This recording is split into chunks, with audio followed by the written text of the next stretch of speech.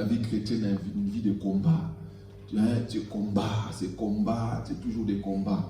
Mais je peux vous dire que les combats sont là pour nous faire évoluer aussi. Alléluia. Le problème, ça serait que si tu fais toujours les mêmes combats. Là où il y a un problème, ça serait toujours ça. Chaque année, c'est le même combat. C'est toujours le même combat. C'est les mêmes combats. Comme je vous ai parlé auparavant, là, c'est toujours les fins du mois. C'est compliqué. Chaque temps, il faut sortir de là. Alléluia. On doit sortir de ce combat-là. On est appelé à aller de combat en combat. C'est-à-dire que je progresse dans mes combats. Mais je ne peux pas vivre toujours les mêmes combats. C'est-à-dire qu'il y a des choses, si je fais toujours les mêmes combats, je suis en train de faire du surplace. Alléluia. Je dois vraiment aller loin. Je donne un exemple. David d'abord, il a combattu d'abord les animaux dans la brousse. L'ours, le lion, pour les animaux. C'était son premier combat. On voit que plus tard, il a combattu, mais ses frères. Parce que ses frères s'opposaient à lui. Ils ne voulaient pas qu'il aille loin dans la vie. Et on voit que plus tard encore, il s'opposera à qui? Au roi, à Saoul. C'est-à-dire que ce combat allait toujours de dimension en dimension. C'est-à-dire qu'il y aura toujours des combats. Le combat va s'arrêter le jour où tu quitteras la terre, en fait. Alléluia. Nous sommes appelés à toujours combattre. Mais, si je donnais simplement, si je parlais de quelqu'un, si quelqu'un avait dit, elle veut me combattre, il y a un problème, non? Il y a un problème. Ou quelqu'un elle fait quelque chose, moi je réagis. Il y a un problème, non? C'est un enfant. Je n'ai même pas rentré là-dedans. Mais beaucoup rentrent dans ces combats-là. Ça montre les dimensions où tu es. Mais il y a aussi des combats où, je donne l'exemple maintenant, mon directeur à moi, au boulot, vient me combattre. Ça veut dire quoi? Dieu me passe maintenant à son niveau maintenant. Parce qu'il vient s'attaquer à moi. Ça veut dire qu'il me met à son niveau. C'est comme je vous ai dit que non. Abraham est allé combattre les rois. Ça veut dire qu'Abraham était qui? Le roi. Il y a des combats, laissez ça passer. Oh, t'as entendu, laissez-les dire. Ce n'est pas ton problème. Mais quand tu vois que ça, c'est une dimension de... Tu rentres dans ce combat-là. Mais ça, que tu sortiras vainqueur. Alléluia. Ça veut dire que David, il est allé de combat en combat. Ça montre aussi la dimension de là où il allait aussi. Jusqu'à aller terrasser Goliath. Amen. Ne craignez pas le combat. Ce n'est pas ça le problème. Mais je vous ai dit encore hier, rassurez-vous que quoi? Que Dieu est avec vous. Ça qui était sûr, David, il savait que non, Dieu est avec moi. Ça, il n'y a pas de problème. Amen. Souvent, nous avons aussi des combats dans les couples. Ces combats-là, c'est quelque chose sans fin. Vous savez, surtout nous, quand on nous apprenait la vie de couple, c'est comme si, quand tu n'es pas encore dedans, c'est une vie rose. C'est-à-dire que c'est parfait. Dans le mariage, c'est toujours carré. Non, si quelqu'un vous parle de ça, il vous ment. Je vous dis la vérité, moi ça fait 15 ans que je suis dans le mariage. Il y a des bagarres dans le mariage. Ça arrive. Alléluia. Ça arrive. Mais le plus important, rassurez-vous que Dieu est avec vous. Parce que si Dieu n'est pas là, ça va se terminer dans des casseroles, dans des histoires terribles. Amen. Et là, ce n'est pas pour la gloire de Dieu. Ça arrive. Qu'on ne sait pas de bec. Ça arrive. On est des humains avant tout. Au bout aussi. Alléluia. Voilà. Mais je parle plutôt aux jeunes dames un peu qui ne sont pas encore rentrées dans le mariage. Ce qui est important, de ne pas faire toujours les erreurs. La Bible nous dit que Dieu a créé la femme. On dit, quand Dieu a créé la femme est égale. Faisons naître de semblable. Quand on dit semblable, c'est quoi? C'est la même chose, non? C'est la même chose. Mais elle est là pour faire quoi? Pour aider. Alléluia. Une aide. Tu dois être une aide quelque part. Tu n'es pas là un problème. Tu es une aide. Maintenant, la question qu'on doit se poser, jeune dame, je sais pas, je vois la fille là derrière, c'est se poser la question. Là, je vais m'engager. Est-ce que je connais le projet de celui-là à qui je vais m'engager? Tu dois l'aider sur quelle base? Alléluia. Tu vas l'aider sur, tu sais pas ses projets. Tu vas l'aider sur quoi? Alléluia. C'est là où souvent nous sommes emballés par la beauté. Ah, c'est chaud au début, c'est les 6 mois là. Oh. Tu es emballé, tu es emporté. Mais quand tu vas revenir sur terre, tu te dis non, il y avait un problème en fait. Il faut d'abord connaître, parler avec. Ces temps-là où on est, c'est quoi tes pensées? Tu penses comment l'avenir? C'est cet avenir-là, maintenant sur ça que tu vas maintenant construire. Tu vas l'aider sur cela. On avait suivi un enseignement, je pense, avec Aimé. J'ai bien aimé ce que cet homme-là disait. Je ne suis pas encore rentré, hein, mais juste... Cet homme-là disait, la femme sage fait quoi? Bâtit la maison. Souvent, on s'arrête à ça. Mais la femme sage bâtit la maison. Mais elle dit, mais non, mais la responsabilité, ce n'est pas seulement de bâtir. On bâtit sur un fondement. Le fondement, c'est l'homme. Si l'homme il fait 1 mètre carré, la femme va bâtir sur 1 mètre carré, non? Parce que le fondement, c'est toi. Mais si toi, tu es 1 kilomètre, mètre carré, et ça fait la surface. Alléluia. Il faut faire attention à qui on s'engage. David dira, élargis ma tente. Il faut savoir la tente là et de quelle dimension. Parce qu'il y a des tentes qui sont difficiles à élargir après. Si tu dois bâtir sur cette tente là, c'est bon. Il faut aller en hauteur, hein, parce qu'il n'y a pas beaucoup d'épaisseur. Amen. C'est ça qui est important, bien aimé. De comprendre quelle est la vision de la personne. C'est ça qui est important. Ce n'est même pas dans la poche. Parce que des fois, dans la poche, tu peux trouver un étudiant. Il vient de finir l'école. Il n'a pas un euro dans la poche. Mais il a des idées. Il peut construire. Il peut faire des choses incroyables. Mais celui qui avait peut-être l'argent, on lui a peut-être donné. C'était peut-être l'héritage. Mais il a mangé ça, puis c'est fini. Il ne sait plus comment trouver l'argent. Mais au début, il avait l'argent. On doit analyser les choses. C'est rassurer que Dieu est avec nous. Alléluia. Gloire à Jésus. Est-ce que ça passe? Gloire au Seigneur. Merci. Je crois que nous sommes vraiment bénis par rapport à ces enseignements. Nous nous sommes arrêtés hier au point où nous avons dit que non, la puissance du sang de Christ pour ouvrir le nouveau sanctuaire, inaugurer la nouvelle alliance. Le sang de Jésus-Christ a ouvert le nouveau sanctuaire et a inauguré une nouvelle alliance. L'ancienne alliance était avec le sang de bouc et de taureau. Mais dans la nouvelle alliance, le sang, c'est le sang de Jésus-Christ lui-même. Alléluia. Je répète un peu hier, on nous avait dit dans le lieu très saint, il y avait le coffre de l'alliance. Alléluia. Là, on disait qu'il y avait la manne, il y avait le bâton de d'Aaron, il y avait aussi les tablettes dans ce coffre-là. Alléluia. C'est quoi? Dans ce coffre-là. C'est le seul meuble qui se trouvait dans le lieu très saint. Il n'y avait pas de chaise. Ça dit que non, quand le souverain sacrificateur rentrait là-bas pour faire son travail, il ne restait pas là-bas pour s'asseoir. Il était debout. Après avoir fini sa mission, il devait sortir. Une fois par année. Alléluia. Mais on nous parle, écoutez bien la différence. Jésus-Christ, il est rentré une seule fois et on lui a dit, assis-toi. C'est-à-dire que dans ce lieu très saint céleste, là on a placé une chaise. Parce que quand on a fini, on fait quoi? On s'assoit. On est dans le repos. Alléluia.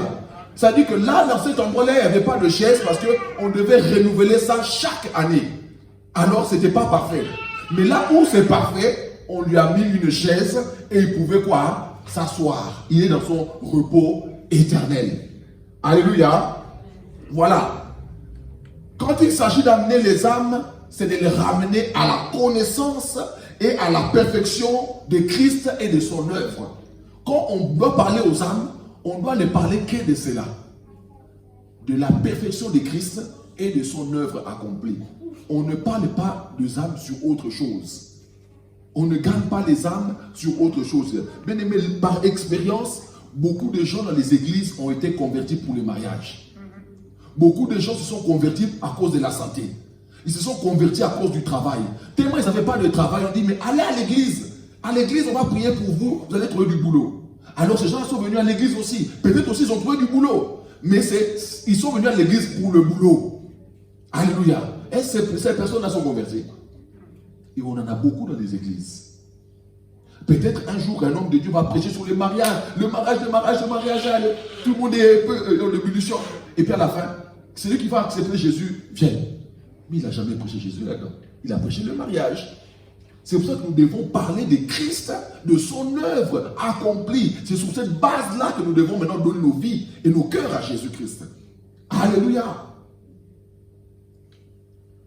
On nous parle ici le mystère du voile déchiré. C'est la seule chose, bien-aimée, que nous avons besoin de comprendre.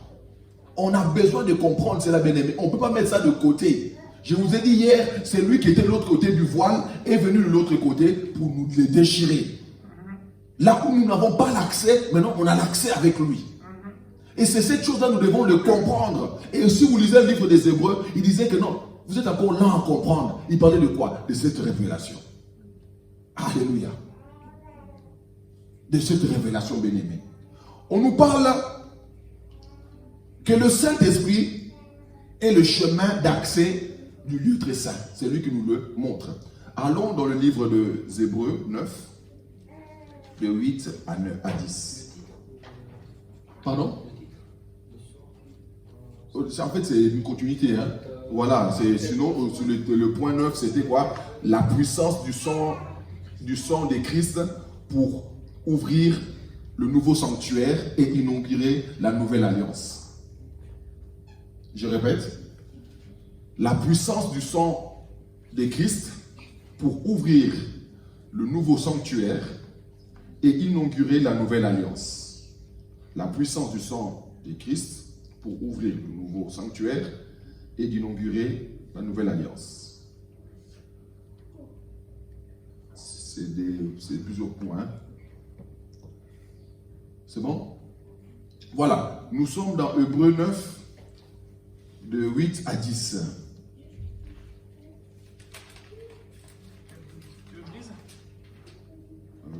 Oui, vas-y, mon frère. Hébreux 9, à partir du 8, c'est ça? 8 à 10, oui. Le Saint-Esprit montrait par là que le chemin du lieu très saint n'était pas encore ouvert, tant que le premier tabernacle subsistait. C'est un symbole pour le temps présent. Il signifie que les dons et sacrifices présentés ne peuvent rendre parfait sous le rapport de la conscience celui qui rend ce culte. Il était avec les aliments, les boissons et les diverses ablutions.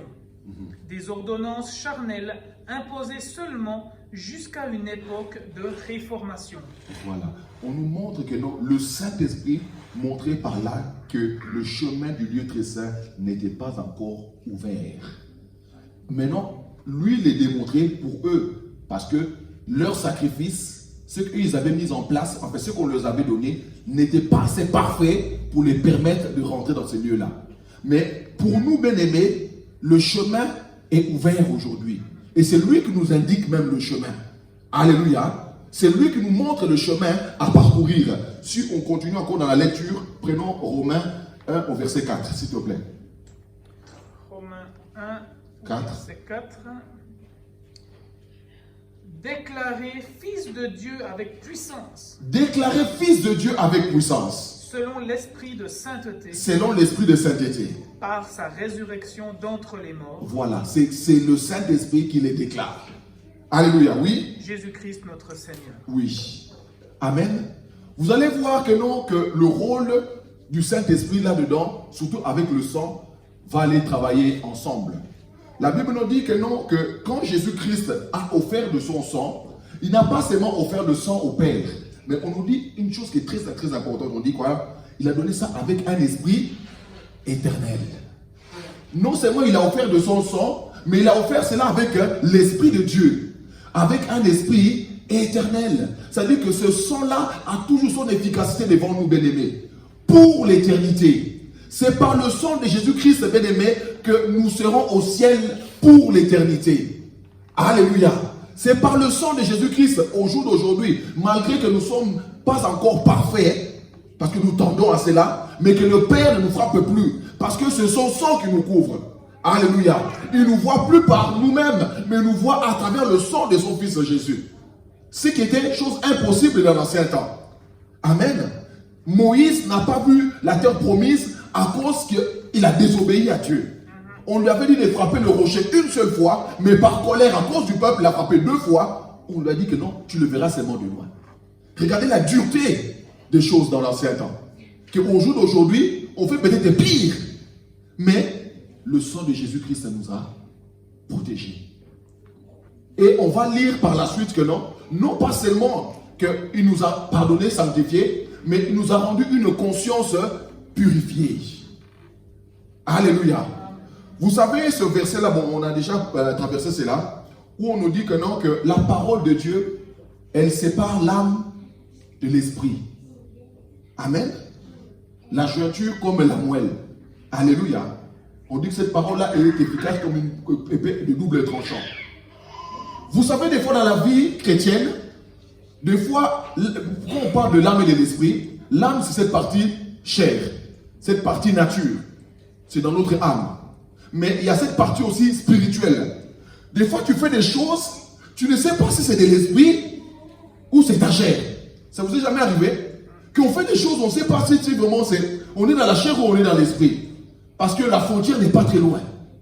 Mais on nous dit que la parole de Dieu, par la révélation de la parole de Dieu, elle vient nous séparer ces choses-là. Elle vient clarifier les choses. Que ça, c'est de Dieu. Ça, c'est de l'esprit. Ça, c'est de la chair. Alléluia. On nous dit que, étant que non, une âme sanctifiée, une conscience sanctifiée. Alléluia. Et nous sommes appelés à arriver dans de tels niveaux, bien-aimés. C'est peut-être que quelqu'un vient de se convertir aujourd'hui, on va peut-être pas lui dire ça. Mais le Seigneur nous appelle à arriver à cela. Il nous dit quoi? Vous devez être parfait. Jésus arrivait à dissocier les choses. Que là, c'est une épreuve. Là, c'est la tentation. Là, ils sont en train de m'éprouver. Et il le connaissait, il savait juger les cœurs des gens. Et je dis, bien aimé, nous aussi, nous sommes capables de le voir. Tu vois que non, lui vient laisse-moi par manigance. Alléluia. Le voile déchiré, le lieu saint est ouvert. On va voir que non, comme symbole de ces mystères de la rédemption, il y a 4 choses. Il y a le sacrifice, il y a le sanctuaire, il y a le sang et le chemin du lieu saint ouvert. Je parle encore. Comme symbole du mystère de la rédemption. Le mystère du symbole de la rédemption, c'est quoi? Le sacrifice. Quel sacrifice? Le sacrifice de Jésus. Il y a le sanctuaire céleste. Il y a le sang qui a été offert là-bas. Et quoi? Le chemin qui nous amène à cela. Alléluia. Jésus-Christ a inauguré par lui-même, mais par sa chair, cette nouvelle route vivante qui nous amène à lui. C'est lui qui a inauguré cela. Il n'y avait pas de route auparavant. Il n'y avait rien qui pouvait nous amener dans ces lieux-là. Mais c'est le seul qui nous a inauguré cela. On nous parle quoi? À travers quoi? À travers le voile. Il y a quelque chose qui s'est passé, comme je vous ai dit, à la croix. Quand vous voyez Jésus-Christ crucifié là, il y a des choses spirituelles qui se sont déroulées ce jour-là. Alléluia. Il y a vraiment un transfert spirituel. Si vous suivez Boukarambéry, il explique ça très bien. Comment on prend la chair qui meurt, comment cet homme, l'ancien homme meurt et l'homme nouveau renaît. Alléluia.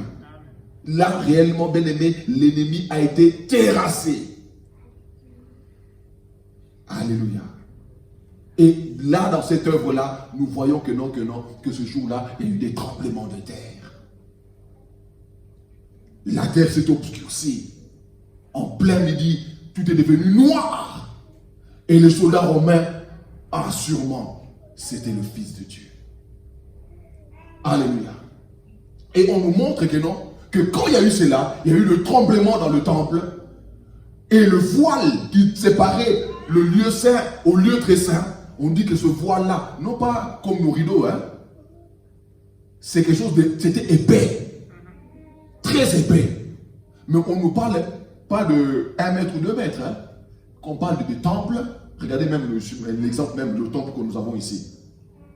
Il faut peut-être 7-8 mètres de hauteur. C'était vraiment un long voile. Alléluia. Mais on nous dit que non, que sans la main d'un homme, ce voile-là s'est déchiré en deux. Symboliquement, nous avons maintenant l'accès à aller dans la présence du Père, de rentrer et de ressortir. Bien-aimé, c'est pour toi. C'est quelque chose d'impossible pour les anciens. On nous parle de Zacharie. Zacharie, le mari d'Élisabeth. On nous dit que non, quand elle a rencontré l'ange, c'était dans le temple. Mais il était dans quel lieu? Lui, c'était qu'un sacrificateur. Il était dans le lieu saint. Selon son tour. Alléluia. Parce que ce n'était pas lui le souverain sacrificateur. Le souverain sacrificateur, c'était qui? Caïphe. Mais lui, selon son tour, il allait servir. Là, plusieurs sacrificateurs pouvaient rentrer. Pour lui, c'était impossible de rentrer de l'autre côté. S'il mettait seulement le doigt de son pied, il mourait sur place. Et même le souverain sacrificateur aussi, quand il rentrait, il devait se rassurer que non, que je suis droit devant Dieu. Et vous allez comprendre même dans sa robe de service, il y avait des cloches. Et on devait même l'attacher la cheville. Parce que si ça tardait tellement, il fallait même au pire on les tirer. Parce qu'on ne pouvait pas aller les chercher là-bas. C'était la mort assurée. Et simplement, vous avez connu l'histoire de Uza. C'est lui qui a touché l'arche de l'Alliance. Il est mort sur place. Parce que tu ne pouvais pas le toucher ainsi. Il n'était pas à la même de lui toucher cela. Alléluia. Je rentre encore dans une histoire. Un jour, Anne ramène maintenant son fils Samuel dans le temple. Mais Anne avait une révélation extraordinaire. Parce que Anne, quand elle allait prier dans le temple, elle allait dans ce lieu-là. Elle allait pleurer dans cet endroit-là où il y avait le coffre. Et quand le sacrificateur il rentre, il va dire, femme, éponge ton vin. Cet homme-là était déjà déconnecté de la volonté de Dieu. Il y a des hommes de Dieu qui sont dans le temple, mais qui ne sont plus connectés à Dieu. On nous parle que non, que Élie, les yeux d'Élie étaient fatigués. Non pas seulement physique, mais ses yeux spirituels aussi étaient fatigués. Il ne voyait plus rien spirituellement. Et je pense que Anne, étant une bonne mère, laissant son fils au temple, a dit, s'il y a un endroit dans le temple où il faut dormir, dans cet endroit-là. C'est là où Samuel dormait. Et l'homme de Dieu, le propriétaire du temple, lui dormait encore ailleurs. C'est-à-dire quand Dieu devait parler où? Là où il y a sa présence. Et c'est là où Samuel a aimé de dormir. Et c'est là où il a entendu la voix de Dieu. Amen. Bien-aimés, vous devez aimer cet endroit-là qui vous a été inauguré pour vous. Passez du temps dans ce temps-là, dans ces lieux-là. Bien-aimés, que notre prière, à partir de maintenant, doit changer de dimension. Je vous dis que non, ne faites pas des prières juste pour faire une prière. Mais quand je rentre dans la prière, c'est avec objectif, bien-aimé. Alléluia. Parce que tu as l'accès d'aller vers lui. Il t'écoute. Et je vous dis, dans la prière aussi que vous faites, tu n'es pas obligé d'être bavard dans la prière. Tu peux aussi écouter le Seigneur. Et je vous dis aussi une chose, que vraiment peut-être que vous n'êtes pas habitué à cela. Essayez même de lire même la Bible. On va dire que non, donnons-nous même 3 ans, tu lis la Bible une fois. Je suis large, hein? Mais au moins 3 ans, j'ai lu au moins une fois la Bible à l'entièreté. C'est-à-dire peut-être tous les 6 ans, c'est-à-dire que j'ai lu au moins 2 fois. 9 ans, 3 fois. C'est très important de lire la Bible. Parce que tu ne peux pas aller dans cette présence-là sans la parole. Alléluia. J'ai eu l'appel aujourd'hui, mon frère me disait, mais je ne comprends pas, je prie, mais je vois que les gens ne changent pas. Mais quel genre de prière tu fais? Cette prière-là doit être basée sur la parole de Dieu. Je ne viens pas avec mes prières, avec mes mots, avec mes pensées. Mais je viens avec la pensée de Dieu lui-même. Parce qu'il a inauguré cet endroit-là pour moi. Alléluia. Oui, bien-aimé, il a inauguré une route nouvelle. il a traversé le ciel, c'est-à-dire dans sa chair. Quand il a fait cela, il a fait ça dans sa chair. Christ est passé de l'autre côté, dans le lieu très saint. Amen. Par sa mort, le voile se déchira en deux parties. Il y a le parti, le lieu saint et le lieu très saint. En coupant ce voile-là, il n'y a plus deux parties. Il se trouve plus qu'une seule partie. Alléluia. Il ne trouve plus qu'une seule partie. Tu rentres dans la présence de Dieu directement. Et il y a des hommes qui nous témoignent et disaient que non, quand nous avons commencé à prier, des fois c'était difficile, il fallait traverser les étapes. Maintenant, c'est dès que tu rentres, dis-moi, Seigneur, tu sens cette présence. Alléluia. Dès que tu rentres, tu sens que tu es envahi. Nous devons vivre de telles choses, des merveilles, bien-aimés. Vous savez pourquoi les disciples ont dit, Seigneur, apprends-nous à prier. Ils voyaient la gloire. Ils voyaient autre chose. Que non, nos prières à nous, c'est monotone, c'est lourd, c'est pesant. Mais quand Jésus priait, les choses étaient autrement. Et les résultats étaient là. Mais Seigneur, apprends-nous à prier. Il allait devant son Père. On va vers qui? C'est quoi la prière que nous faisons? Est-ce que nous prions même? Est-ce que nous prions même? Alléluia. Est-ce que nous prions? Le voile a été déchiré. C'est-à-dire que la clarté de Dieu très saint, son amour, sa sainteté, nous a été dévoilée. A été dévoilée où? Dans la dimension de notre cœur. Alléluia. Il nous a remplis par son esprit. Mais une chose est sûre, nous devons être sûrs, c'est que si du moins l'Esprit de Dieu habite en vous, cette clarté-là, cette sainteté-là sera dans votre cœur. Si du moins on nous dit que l'Esprit de Dieu habite en vous. Amen. Le Saint-Esprit ne va pas s'aventurer à aller chez n'importe qui comme ça. C'est là aussi maintenant, si nous revenons par rapport à ce que Jésus-Christ a fait, quand on dit qu'il est arrivé dans le temple, il a pris ce qu'on va appeler chicotte. Il a commencé à chicoter les gens, à mettre dehors les vendeurs et les échangeurs. Mais ça voulait nous démontrer quoi? Quand Jésus-Christ rentre dans une vie, il vient mettre l'ordre. Il ne rentre pas comme cela par hasard. Quand Jésus-Christ va rentrer dans ma vie, c'est pour mettre de l'ordre dans ma vie. Il va chasser les choses, il va enlever les choses. Un homme de Dieu nous explique ça très bien. Il donne l'exemple. Toi, tu habites, pasteur Sylvain, t'habitais où déjà? Où t'habites actuellement là? T'habites où? Fritz Courvoisier. Là, tu vas aller où? Bel-Air. Même si, en connaissant un Delta, même si là-bas, Bel-Air, l'endroit était nettoyé, qu'est-ce que vous allez faire? Nettoyer. Parce qu'on ne sait pas si ça a été nettoyé. Alléluia. On va nettoyer. Ni pas nettoyer physiquement, on nettoie spirituellement. On huile cette maison.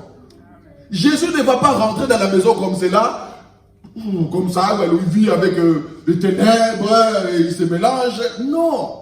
Il nous dit quand il est rentré dans le temple, il a mis dehors ce qui faisait des désordres dans le temple. Quand il rentre dans une vie, c'est pour mettre de l'ordre. Alléluia. Quand il rentre dans une vie bien-aimée, c'est pour mettre de l'ordre. Mais laissons-lui mettre cet ordre-là dans notre vie. Laissons-lui travailler dans notre cœur. Il a déjà tout accompli. Beaucoup croient que non, j'ai accepté Jésus et c'est à lui de tout faire. Non, bien-aimé. Il faut le laisser faire. Le hôte de la maison est rentré. Mais est-ce qu'il a les clés de la maison? Où il y a des endroits dans la maison où il n'a pas le droit de mettre les pieds. C'est là le problème. On veut faire notre vie comme nous le voulons. On va à gauche et à droite, vaille que vaille. Après, on dit que non, mais Seigneur, je ne vois pas ta main. Je ne vois pas les résultats. Mais est-ce que le Seigneur vraiment qui guide ta vie? Est-ce que c'est le Seigneur vraiment qui guide ta vie? Je ne sais pas si vous avez déjà conduit avec quelqu'un qui apprend. Vous êtes le chauffeur, mais lui, il est en train d'apprendre. C'est comme si tu devais freiner à sa place. Tu es là, tu n'es pas sûr. Ça vous est déjà arrivé, non? Tu es là. Si ça passe, ça passe. Et le pire, c'est en moto. de monter en moto avec quelqu'un qui apprend. Ah, tu dis si je descends, je ne monte plus jamais. Maintenant, c'est comme si Jésus vous a donné le volant et lui, il est à côté. Il sert à quoi? Il sert à quoi? Il sert à rien. Mais quand il monte dans la voiture, donnons-lui le volant, donnons-lui les freins. Parce que lui, il connaît. Laissons-nous être guidés par lui. Laissons-nous être guidés par lui, bien-aimé. Ça monte. Bien-aimé, il y a des choses, bien-aimé, quand nous laissons réellement Christ guider notre vie, il va nous aider. Vous savez, il y a des endroits où vous allez chercher du boulot. Vous venez, on dit, messieurs, madame, non, malheureusement, on ne peut pas vous prendre parce qu'on a pris meilleur que vous. Pourquoi? Peut-être cette personne a des relations. Alléluia. Il connaissait peut-être le directeur, il connaissait peut-être ceci, il connaissait peut-être cela. Alléluia. Si peut-être ce n'est pas cela, excusez-moi, peut-être cette femme-là, elle s'est prostituée avec le directeur. On lui a donné le poste. N'est-ce pas? Mais toi, bien-aimé, confie-toi seulement sur le Seigneur. Bien-aimé, quand tu te confies en lui, c'est comme si Jésus qui te porte. Quand il te porte, je ne vais pas porter quelqu'un, mais j'ai un enfant sur le dos. C'est comme si Jésus, nous sommes sous le dos de Jésus. C'est lui qui nous fait marcher, c'est lui qui nous fait aller dans les endroits.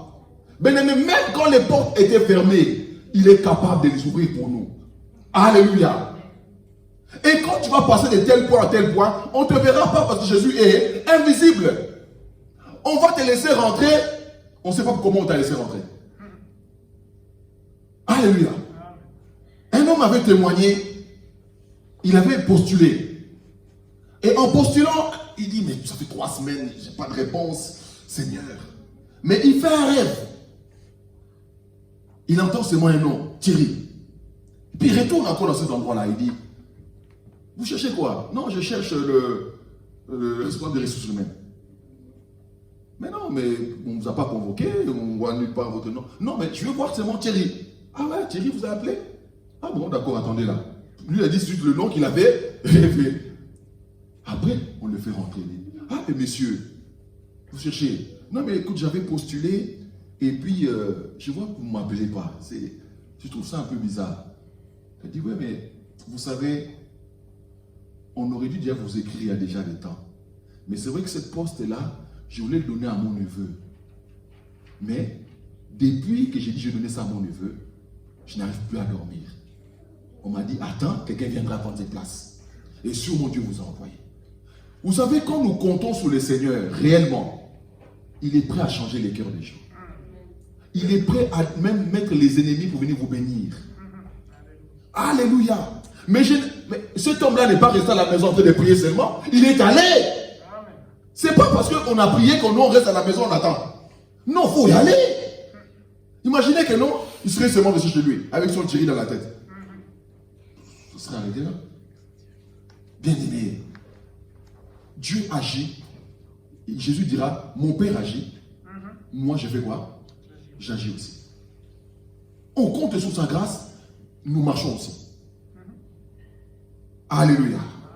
Oui, bien-aimé. Le voile est déchiré. Nous avons accès auprès de lui, bien-aimé. Jésus-Christ est venu. Il est venu. Et pour une seule fois, seulement, il est rentré aussi au ciel. Il ne reviendra plus jamais. Le sacrifice qu'il nous a accordé, il ne va plus le recommencer. C'est une seule fois qu'il s'est offert. Une seule fois, il est allé mourir à la croix. Une seule fois, il est ressuscité. Une seule fois, il est rentré au ciel. Et il a inauguré cela pour nous. La puissance du sang de Christ, bien-aimé, a ouvert le sein des saints. Il est rentré une seule fois pour toutes dans les lieux très saints. Non avec le sang de bouc et de taureaux, mais avec son propre sang, ayant obtenu la rédemption éternelle. Non avec le sang des boucs, mais avec son propre sang. Alléluia. Dieu avait dit à Moïse qu'il fallait donner du sang à l'autel pour servir quoi? D'expiation. Prends ça dans Lévitique 17, verset 11, s'il te plaît. Lévitique 17, 11, allons vite. Lévitique 17, 11, dit au nom de Jésus, car la vie de la chair est dans le sang, je vous l'ai donné sur l'autel, afin qu'il serve d'expiation pour vos âmes. Alléluia. Car c'est par la vie que le sang fait l'expiation. Par la vie que le sang fait quoi? L'expiation. Nous avons obtenu la vie par le sang de Jésus-Christ. Ce sang parfait, bien aimé. Là, on nous dit le sang des animaux, mais là, c'est le sang de Jésus-Christ lui-même. On nous dit que non, la vie est dans le sang. Alléluia. Tu veux enlever la vie de quelqu'un, vide-lui de son sang. La vie est dans le sang.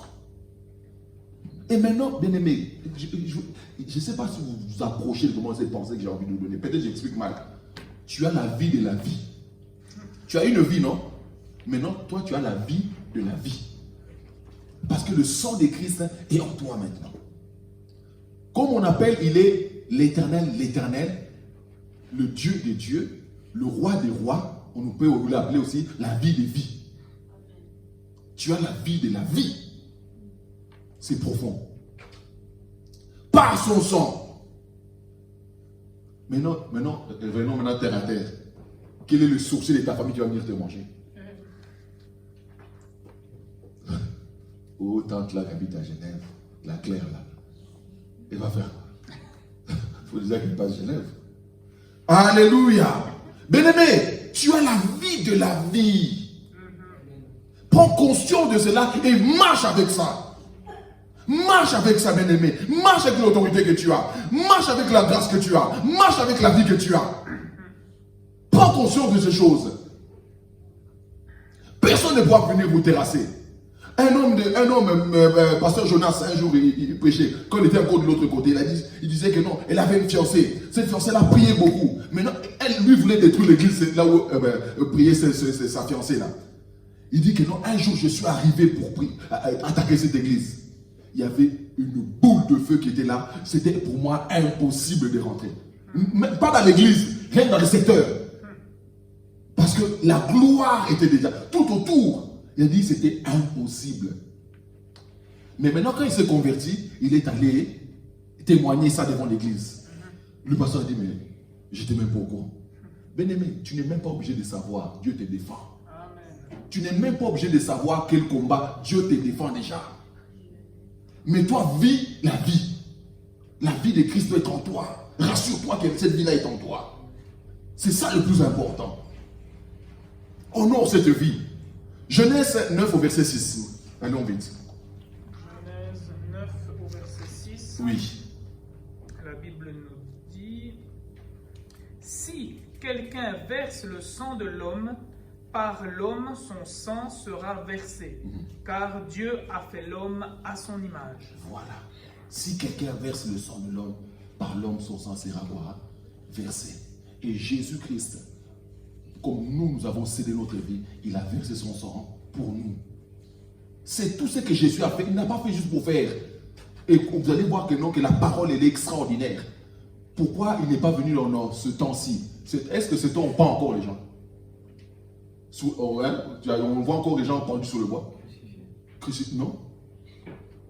Actuellement, c'est quoi? La mort par létale ou la chaise électrique?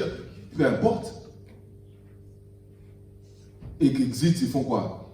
Ils t'envoient une dose piqûre, une dose puissante, et puis en 30 secondes, tu pars.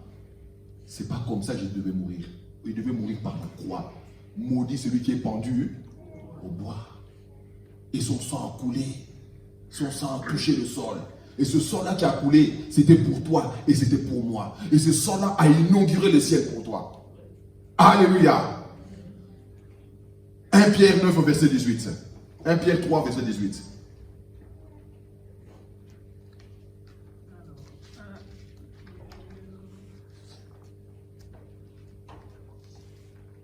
Pierre 3, 18. Oui. La Bible nous dit: serviteurs, soyez soumis en toute crainte à vos maîtres, non seulement à ceux qui sont bons et doux, mais aussi à ceux qui sont d'un caractère difficile. 3,18 plutôt. Oui, oui. Excuse-moi. Christ aussi a souffert une fois pour les péchés. Voilà. Lui juste pour des injustes, afin de nous amener à Dieu. Il a été mis à mort quant à la chair et rendu vivant quant à l'esprit. Bien-aimés, prenez ça pour vous. Il était mis à mort, il dit, pour vous, pas pour lui. Pour faire quoi? Pour nous ramener à Dieu. Tu appartiens à Dieu. Je vais donner cet exemple quand j'avais enseigné les chants la dernière fois. Paul, il dit, moi qui appartiens. Il appartenait à quelqu'un. Tu appartiens à qui? Tu appartiens à qui? Alléluia. On dit qu'il a souffert une seule fois pour nous ramener à Dieu. Dans la mort de Jésus, la méchanceté de l'homme et la justice de Dieu se sont rencontrées. La méchanceté de l'homme et la justice de Dieu se sont rencontrées. Alléluia. Le sang de Jésus-Christ purifie notre conscience. Combien plus le sang, je suis dans le verset 14 du Hébreux 9, 14. Combien plus le sang de Jésus, qui, par un esprit éternel, s'est offert lui-même sans tache à Dieu, purifiera-t-il notre conscience des œuvres mortes, afin que vous serviez le Dieu vivant? Bien-aimés, des fois, on parle comme cela, mais si seulement le Seigneur pouvait faire un reset. Hein? On oublie tout. On oublie le passé. Oui, bien-aimé. Il y a des choses qui peuvent aussi arriver que tu t'oublies même. Si tu es purifié, tu purifies ta conscience. Si aussi tu purifies ta conscience. Comment on se rappelle encore du péché passé? Parce que nous sommes encore proches de cela. On nous dit que comme chaque année, on devait maintenant répéter le sacrifice. C'est ça qui nous faisait rappeler encore le même péché qu'on avait commis. Mais là, on nous dit que non, que le sacrifice a été offert une seule fois. Ça dit que non, tu as été purifié dans ta conscience. Tu dois oublier cela. Ceux qui ont fait les affermissements, vous le savez. On dit, notez sur une feuille tous vos péchés, tous vos désordres, tous vos mal. Et faites quoi? Brûler. On nous dit, Dieu dira quoi? D'aussi que l'Occident et l'Orient sont éloignés, comme j'éloignerai ces péchés de vous. Ça dit, tu ne te souviendras plus. Ta conscience a été quoi? Purifiée. Mais elle est purifiée par le sang de Jésus. Faites de telles prières, Seigneur. Purifie ma conscience par ton sang. Purifie ma conscience. Et des fois, nous faisons des prières, des fois inutiles. Des fois, tu poses la question, c'est quoi cette prière? Alléluia. Et encore ici, nous-mêmes, nous sommes bien. Allez écouter les prières à Kinshasa. Alléluia. Seigneur, nous te prions que la snelle ne s'arrête pas aujourd'hui, que le courant ne parte pas. Il prie pour que le courant ne parte pas, que le culte puisse bien se dérouler. Il y a un problème. Alléluia. Seigneur, nous prions que l'eau. Mais nous, ici, nous sommes avertis quand l'eau n'est pas, pendant 1 heure ou 2 heures, l'eau n'est pas là, on t'écrit, non? Mais là, c'est des prières d'intercession. Alléluia. Gloire à Jésus. Le sang qui purifie ma conscience, c'est le même sang qui a ouvert la porte du ciel pour moi. C'est le même sang qui m'a purifié, qui a ouvert pour moi l'accès dans le lieu très saint. C'est le même sang qui purifie quoi? Ma conscience. Il nous pose la question, est-ce que nous désirons ce sang-là? Est-ce que vous désirez ce sang? Alléluia. Si vous le désirez, bien-aimé, il est capable de vous nettoyer aujourd'hui. Il est capable de nous laver aujourd'hui. Il lave nos cœurs, bien-aimés. Tu peux vivre une vie tranquille, une vie heureuse. Parce que Jésus est là avec toi. Regardez les choses que Jésus disait à ses disciples. Que la paix soit avec eux, avec vous. À chaque fois, il disait quoi? Que la paix soit avec eux, avec vous. Est-ce que nous vivons la paix? Ou nous vivons toujours les tensions? C'est toujours des tensions. Amen. Les choses célestes, bien-aimées, ont été aussi purifiées. J'avais dit cela hier. Comme il y a eu un désordre au ciel, que l'ennemi a perverti les tiers des anges, il fallait aussi purifier le ciel. Prenons ça dans Éphésiens 4, verset 10. Non, d'abord Hébreux 9, 23 à 24, mon frère. Hébreux 9, 23 à 24. Il était donc nécessaire. Puisque les images des choses qui sont dans les lieux devaient être purifiées. que les choses célestes elles-mêmes le soient par des sacrifices plus excellents que On nous dit, ceux-là. et les choses célestes elles-mêmes furent par des sacrifices plus excellents. Alléluia. Car Christ n'est pas entré dans un sanctuaire fait de main d'homme, Oui. en imitation du véritable, mais il est entré dans le ciel même, afin de comparaître maintenant pour nous devant la face de Dieu. Il est là, il comparait pour qui? Est-ce que nous comprenons l'église de Dieu? Est-ce que nous comprenons? Il a comparu devant Dieu pour nous, bien-aimés. Je donne l'exemple que non, on m'a arrêté. J'ai un problème, mais je ne peux pas me déplacer. Je dis à mon avocat de me représenter. Il va faire quoi? Il va comparaître devant le juge pour moi. Il me représente. Si j'ai même un mauvais juge, je peux être condamné, un mauvais avocat, je peux être condamné à cause de lui. Je dois me rassurer que mon avocat est bon. Pourquoi? C'est lui qui va comparer pour moi. Et nous avons un avocat auprès de lui. On dit qu'il a comparu pour nous. Alléluia. Bien-aimé, on doit cesser de pleurer. On doit cesser de se lamenter. Devant le Père, c'est lui qui est à notre place. Il nous représente. Alléluia. Quelle grâce. Comment ne pas le bénir? Comment ne pas lui rendre des actions de grâce? Comment ne pas les célébrer le dimanche quand nous sommes là? Nous sommes tièdes, nous sommes froids, comme si on attend la guillotine. Alléluia. Mais pourtant nous avons un avocat auprès du Père.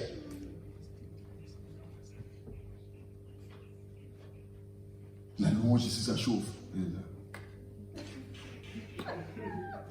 Les yeux ouverts. À lui, il a mis un pantalon léger. Hein? À lui, il a mis une petite jupe. Hein? À lui, il n'est pas bien. Hein? Toi, tu es là seulement, phare. Au lieu de te concentrer sur celui qui t'a appelé, toi, tu es en train de regarder les choses d'autrui. Et alors, ça te regarde? Concentre-toi. Oui, bien-aimé, c'est comme ça que nous passons à côté. Tu sors comme tu es rentré. Vide. Tu es un avocat auprès du Père.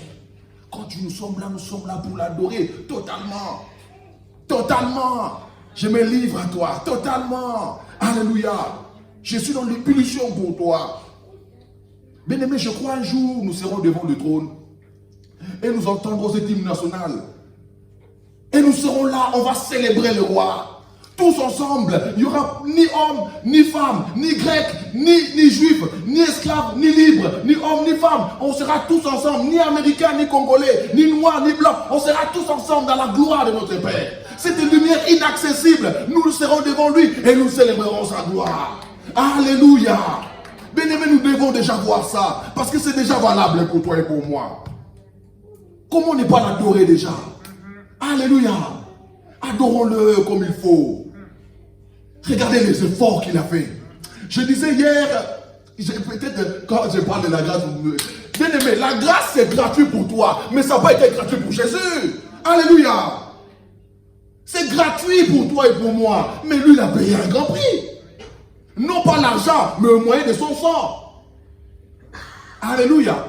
Bien aimé, vous savez pourquoi nous... Un jour, je vais parler à l'université à Kinshasa. Nos pays n'évoluent pas. On tend la main. Vous savez, la Bible nous dit, celui qui demande est inférieur à celui qui donne. Regardez, je suivais le Maroc dans toute l'Afrique, c'est le Maroc qui a eu plus de cas. Mais le Maroc a aidé le Congo, le Maroc a aidé ceci. Pourquoi ils doivent seulement vous aider, vous? Pourquoi pas vous aller aider les gens? On est toujours là en train de mendier. Mais vous pouvez aller nulle part. Le Congo en soi, ceux qui ne connaissent pas le Congo peut alimenter en courant toute l'Afrique et l'Espagne, le Portugal, tous ces pays-là. Avec seulement les barrages qu'ils ont là. Ils ont dit une chose. Rien qu'avec le Congo et le Brésil, on peut nourrir tout le monde entier. Quand on nous dit qu'il nous manque la nourriture, rien que ces deux pays-là, ils peuvent nourrir l'humanité. Mais regardez auquel niveau nous sommes. Nous sommes dans les pays tiers-monde. Même pas en voie de développement.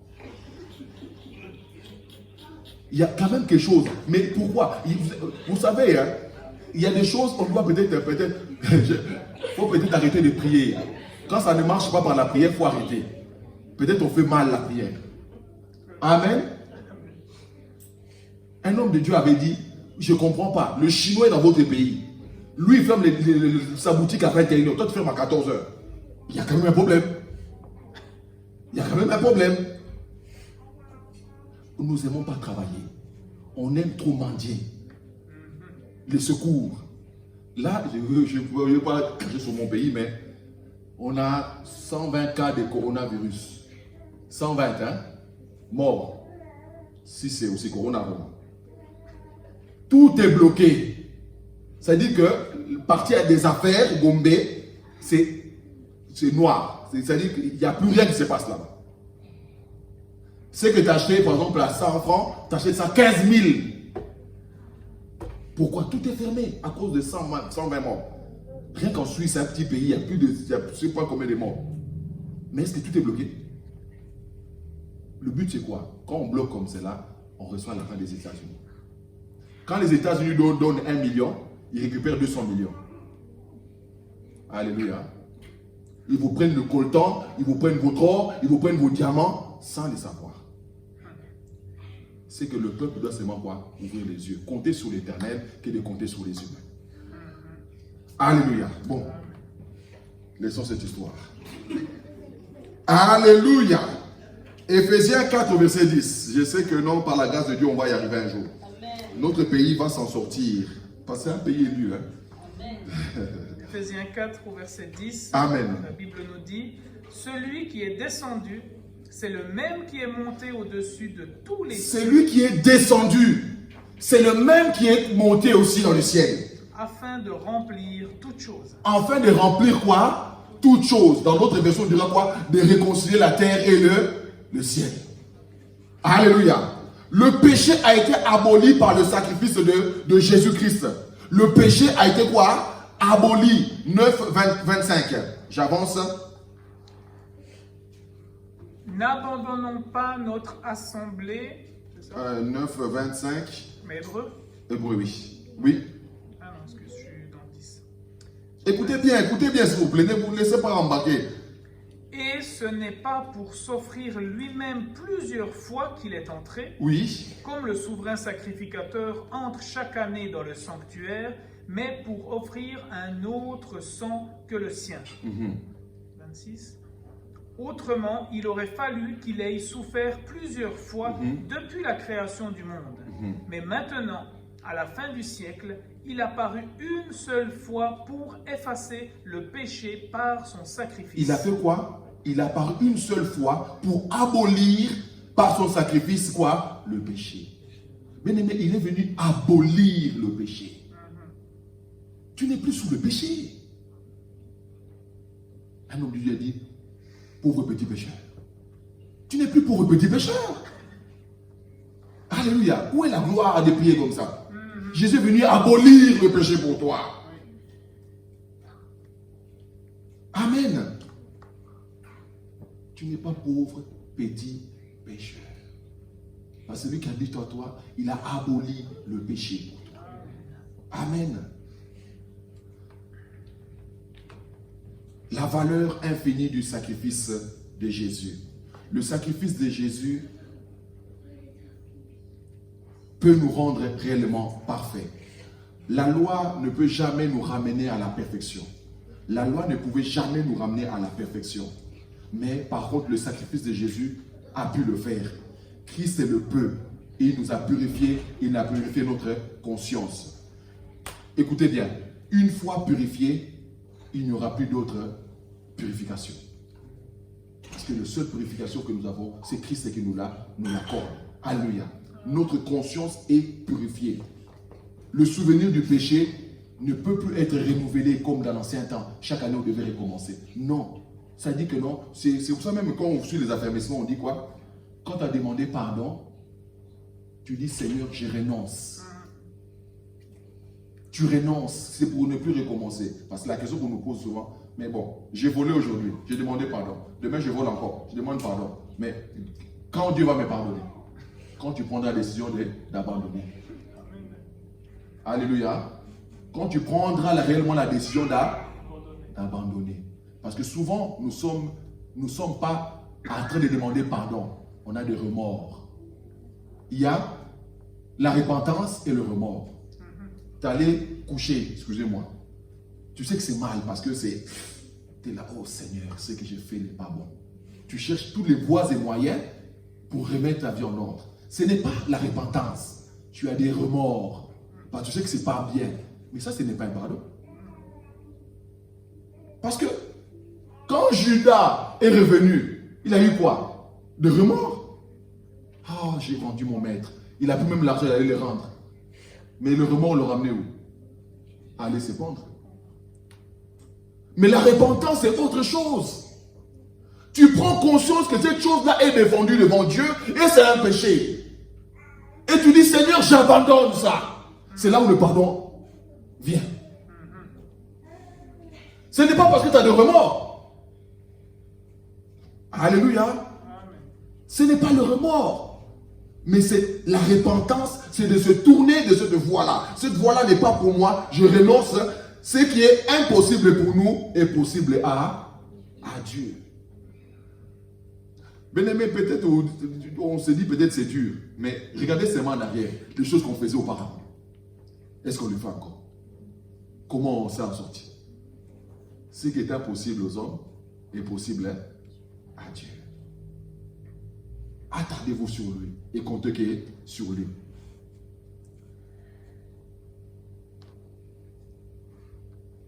On va arriver gentiment à la fin. On nous dit que non, qu'il m'a formé un corps. Il m'a formé un corps. Offrez vos corps en sacrifice. 10.5. C'est pourquoi Christ, entrant dans le monde, dit, tu n'as voulu ni sacrifice ni offrande.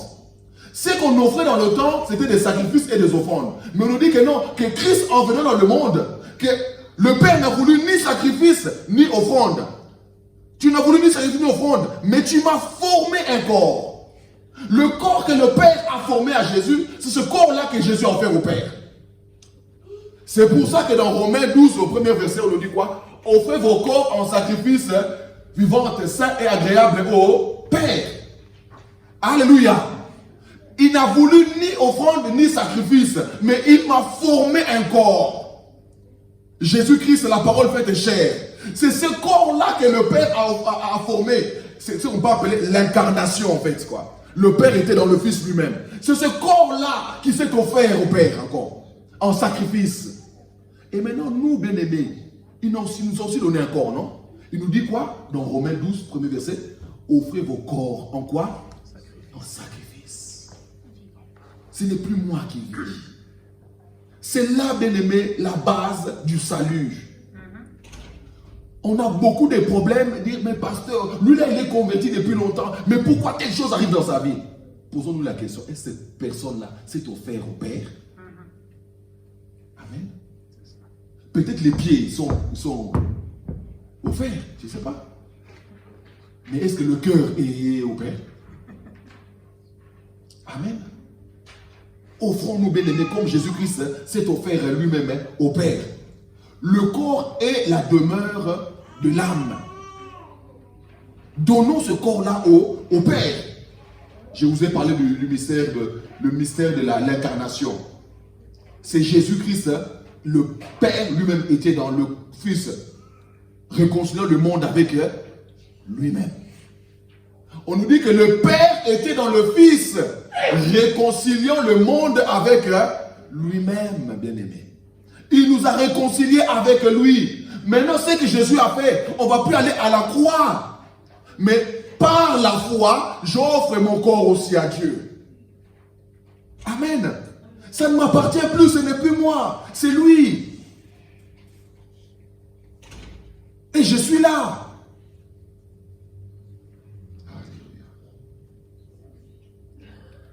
Quand le peuple faisait des péchés, dans 1 Corinthiens 6, quand le peuple s'est livré au mal, je vous ai expliqué hier, l'apôtre Paul, comment il les a repris. Il a dit, mais Corinthiens, ne savez-vous pas que votre corps est le temple du Saint-Esprit? Ça dit que vous devez vous offrir à Dieu. Vous êtes l'habitat de Dieu. Amen. C'est ça que nous devons être, bien-aimés. C'est bien beau de dire que le sanctuaire est ouvert. Mais qui va aller là-bas? Sanctifié. Sanctifié et rendu parfait pour toujours. Comment? Écrivez seulement cela. Dans 2 Pierre 3, verset 18. On nous dit, croissez dans la grâce, dans 2 Pierre 3, verset 18. Croissez dans la grâce et dans la connaissance de notre Seigneur et Sauveur, Jésus-Christ. En lui soit la gloire, maintenant et pour l'éternité. Comment nous devons grandir en lui? Il nous dit, croissez dans la grâce. On doit grandir dans quoi? Dans ce qu'il a accompli. Grandissez dans ça, grandissez, essayez de comprendre ce que Jésus a fait. Il n'y a pas d'autre chose que nous devons chercher. Et chercher de comprendre ce que Jésus a accompli. Je vous ai dit que non, on n'a pas toute la révélation. Comme on n'a pas tout, cherchons alors. Croissez dans la grâce. Il nous dit quoi? Et dans la connaissance de notre Seigneur Jésus, de notre Sauveur, Seigneur et Sauveur. Croissez dans la grâce. On doit croître dans ce qu'il a accompli et dans la connaissance. C'est ça notre recherche, bien-aimé. Quand tu lis la Bible, tu cherches quoi? Quelle est, comment je peux dire ce mot? Ton ambition quand tu lis la Bible. Amen. Tu cherches quoi dans la Bible? Mais là, on nous dit une chose, croissez dans la grâce et dans la connaissance. De qui? De notre Seigneur et Sauveur. On doit connaître ça. On doit être des experts dans ça. Amen. Dans 2 Corinthiens 7 au verset 1, on nous dit, ayons donc de telles promesses, bien-aimés, purifions-nous de toute souillure de la chair et de l'esprit, en achevant notre sanctification dans la crainte de Dieu. Ayons donc une telle promesse que nous venons de lire maintenant. On parle du ciel, du ciel, du ciel. Ayons de telles promesses, bien-aimés, purifions-nous de toute souillure de la chair et de l'esprit, en achevant notre sanctification dans la crainte de Dieu. Amen. Vous savez, il y a des personnes, on passe des temps de jeûne et prières, c'est ça, c'est ça. Mais pendant un temps, tu étais un peu dans le creux du vague. Tu dis, ah, ça fait quand même longtemps que je n'ai pas péché. Hein? Maintenant, c'est comme si tu dois pécher maintenant. Hein? Ça fait quand même, ça fait longtemps quand même hein, que non, je suis clean devant Dieu. C'est comme si Dieu te voyait te juger comme ça. Non, bien aimé, continue encore. Que celui qui se sanctifie encore. Amen. Vous savez qu'on se sanctifie aujourd'hui, ce n'est pas des crédits pour demain. Hein? Ah non, j'ai crédité un peu. C'est-à-dire, je suis un peu en surplus. Dieu va me comprendre. Non, Dieu ne comprend pas. Celui qui se sanctifie davantage. Amen. L'œuvre de Christ est une œuvre achevée et parfaite. L'entrée dans le lieu très saint est là. Comment on rentre? Elle débute par la pratique de l'appel. Dieu nous a appelés. On rentre par là. À l'appel, quand nous avons reçu l'appel, nous devons abandonner l'incrédulité et la paresse. Les chrétiens sont trop paresseux et les chrétiens sont trop incrédules. Des paresseux spirituels. C'est là où Paul dira, vous deviez être des maîtres, mais vous êtes encore au niveau de lait. Bien-aimés, nous devons être des maîtres. Combien d'années tu es converti? Ça fait 12 ans. Je vous pose la question, nos sœurs qui ont fait des grandes études ici. Rien que votre école là pour devenir infirmière, en 4 ans, bien-aimé, c'est 4 ans ou 3 ans. Tu as déjà un bon niveau, n'est-ce pas? On appelle ça déjà niveau supérieur, en 3 ans. Mais maintenant, imagine que non, tu n'as pas fait 3 ans. Tu as fait 12 ans dans une église. Quel niveau tu devais avoir? Alléluia. Un médecin peut peut-être 10 ans d'études. Toi, tu as fait 12 ans. Quel niveau tu devais avoir? Tu devais être docteur. En écriture. Mais là, donnez-nous même l'élémentaire du salut. C'est compliqué. Pourquoi? Nous sommes trop paresseux dans la vie spirituelle. On ne lit pas la Bible. on n'a pas une vie de pratique spirituelle, c'est là où les églises sont devenues faibles. Et nous voulons vivre la force de la première église. Mais jamais. Mais nous devons être comme eux. Ils persévéraient dans les enseignements des apôtres, dans la prière, dans les façons de pain. Bien aimé, vous savez comme nous prions là, nous ne prions pas. Hein? Il y a des gens qu'on appelle des intercesseurs et des prophètes. Ils sont enfermés et ils prient. Ils cherchent Dieu. Nous, on vient en tenant les pieds. On vient. Et on commence à 18h15. On regarde la montre. Les enfants jouent là. De temps en temps, Dieu. On veut que Dieu se manifeste, bien aimé.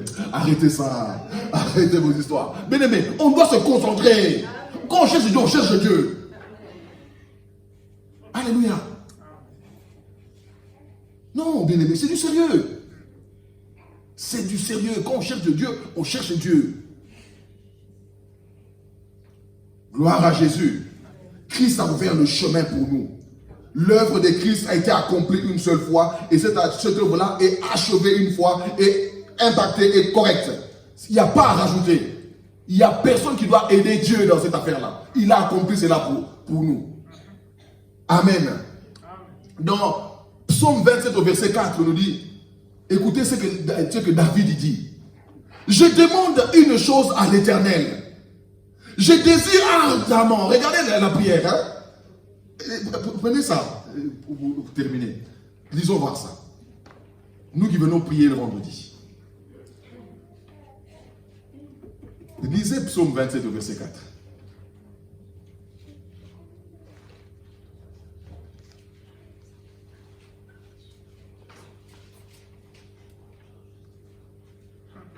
Lisons ça, s'il vous plaît.